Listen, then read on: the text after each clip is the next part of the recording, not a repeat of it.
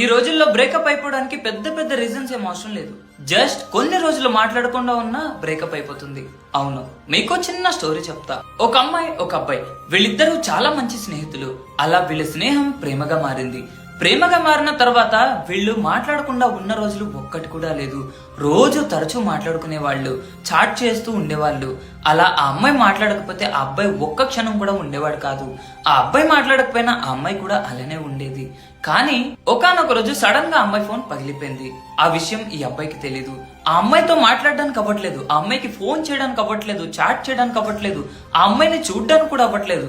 కానీ అవతల సైడ్ నుంచి ఆ అమ్మాయి ఈ అబ్బాయికి ఒక్కసారి కూడా ఫోన్ చేయడానికి కానీ మాట్లాడడానికి కానీ ట్రై చేయలేదు. 2 నెలల తర్వాత ఆ అమ్మాయి ఫోన్ ఆన్ అయింది.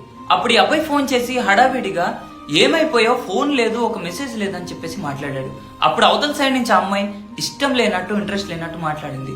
అంతేకాకుండా మా ఇంట్లో వాళ్ళకి నిజం తెలిసిపోయింది, నువ్వు ఫోన్ చేయకని చెప్పేసి ఈ అబ్బాయికి చెప్పింది. ఈ 2 నెలల గ్యాప్ లో ఏం జరిగిందో నేను చెప్పనా? ఈ అమ్మాయిని ఇంకొక అబ్బాయి ప్రేమించాడు. అంతేకాకుండా ఆ అమ్మాయి చేతిలో ఉన్న ఫోన్ ఆ అబ్బాయి కొనిచ్చాడు. ఈ విషయాలన్నీ ఈ అబ్బాయికి తెలీదు. ఇప్పుడు ఈ అమ్మాయి ఆ అబ్బాయిని లవ్ చేస్తుంది, ఈ అబ్బాయిని వదిలేసింది. చివరికి ఈ అబ్బాయికి తెలిసిన నిజానికి ఆ అబ్బాయి 1 year సఫర్ అయ్యాడు. ఇంత ప్రేమగా చూసుకుంటే 2 నెలల్లో అంత ఈజీగా వేరేవాడికి పడిపోతుందా అని నమ్మలేక పిచ్చోళ్ళ మారి ఇప్పుడు మంచిగా బతుకుతున్నాడు. కొన్ని స్టోరీస్ వినడానికి ఆశ్చర్యంగానే ఉంటాయి, కానీ నమ్మాలి. మరి మీరేమంటారో కామెంట్స్ లో చెప్పండి. Thank you so much, bye.